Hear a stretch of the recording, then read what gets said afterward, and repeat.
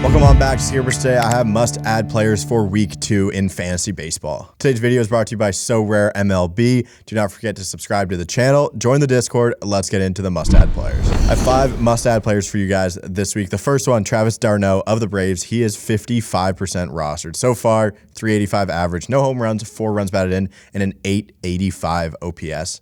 It has been an absolute shock the way the Braves have chosen to use Darnell this season.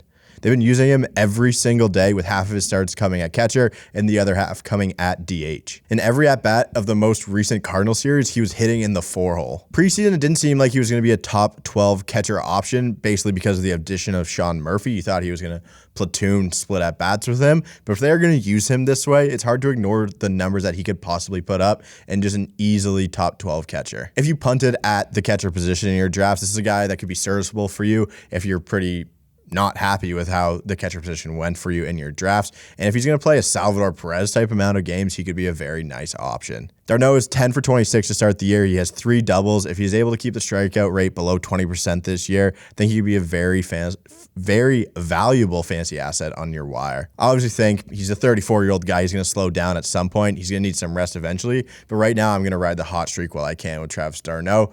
Again, if you punt it at the catcher position, you're just going to have to end up streaming guys for the rest of the year. This is a guy you need to start with. We go to the pitchers as the second guy is Tyler Mahle of the Twins. He is 33% rostered. So far this season, 1-0, 5 innings pitched, 7 strikeouts, a 1.8 ERA, and a 1.2 whip. What mostly concerned people about Tyler Mahle was the shoulder injuries at the end of last season and a decrease/slow buildup in velocity this spring. But after a great start against the Marlins to start the season, I do not think we have anything to worry about. Went on Twitter, found this tweet. It was post-trade from Cincinnati to Minnesota last season. This is the average of Tyler Mahle's fastball velocities. Post the trade, 93.3 in the first start, 92.4, 90.5, and then 88.8. And then against the Marlins, it was 93.8. Mahle's 2022 season was injury-prone, inconsistent, which ended up with him having a 4.4 ERA and a 1.2 whip. But you look at the year before, 13.6, 3.75 ERA, and 10.5 Ks per 9. He moved from the second best hitters park in all of baseball, Great American Ballpark, to the 8th best pitchers park, which is Target Field. Looking at the start, he only had 8 whiffs on 83 pitches, but still had a called strike and whiff rate over 30%.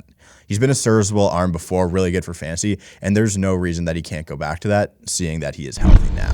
Today's video is brought to you by So Rare MLB. On So Rare MLB, you can build a fantasy baseball dynasty and win amazing rewards with So Rare's revolutionary fantasy MLB game. This game transforms baseball fans into general managers. Visit the marketplace to buy, sell, and trade digital player cards to boost your team and progress to advanced competitions with once-in-a-lifetime prizes like merch, game tickets, and VIP packages. So Rare is a free-to-play daily fantasy game where you score points based on the real-life performance of the players in your lineup. When you first sign up for So Rare MLB, you'll get to draft 10 common cards to begin your collection. You'll need to draft 3 starters, a relief pitcher, 2 corner infielders, 2 middle infielders, and 2 outfielders. You're able to enter into modified points league-based tournaments for each game week, where you're able to win prizes determined by how many points your roster scores. So Rare MLB uses a bi-weekly tournament schedule with each game week spanning a 3 to 4 day cycle. At the end of the game week, if your team performed well enough in your tournaments, you'll earn rewards in the form of new So Rare MLB cards to add to your collection and strengthen your team for the next tournaments. Make sure you click the link in our bio to start playing So Rare MLB today.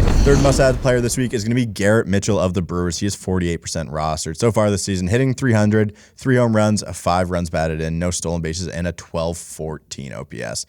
The Brewers' rookie trio of Bryce Terang, Joey Wiemer, and Garrett Mitchell showed up in a big-time way against the Mets this week, but I think the biggest fantasy asset going forward is going to be Garrett Mitchell. So far, he started every game for the Brewers against right-handed pitching and sat against lefties, but he's come in to both of those games 4 at-bats. He's a former first-rounder out of UCLA, and he has legit power.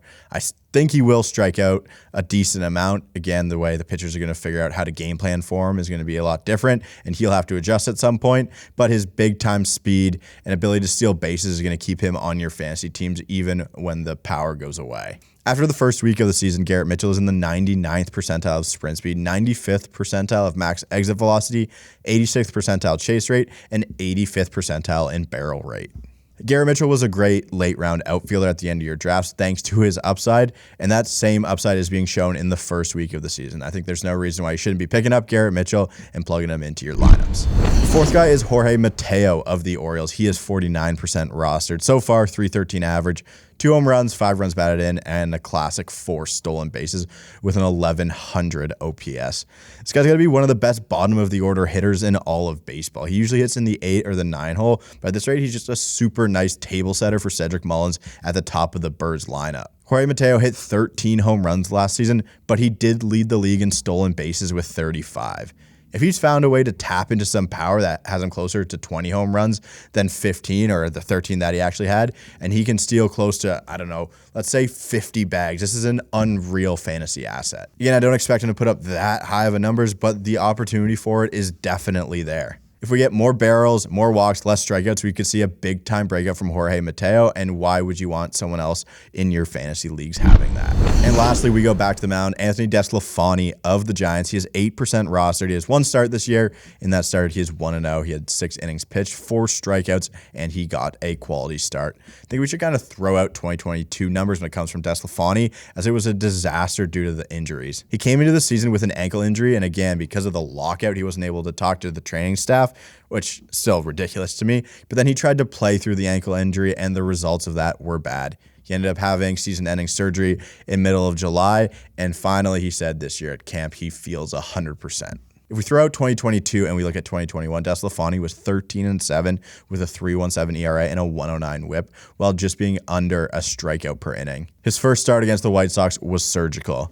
He threw 6 innings of shutout ball. He might not be the best strikeout guy, but he should help keep your ratios low, and he could be the sleeper on the Giant pitching staff that I thought Ross Stripling was going to be. The velocity and spin rate are up on all of his pitches from last season, and he even hit 95.1 on his sinker in the start.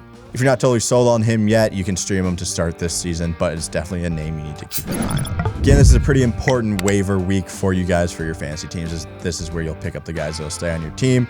They make the biggest impacts for sure, so make sure you're tapped into that. Thank you for watching the video. Thank you for So Rare MLB for sponsoring the video. Do not forget to join the Discord, subscribe, and I will see you guys next week.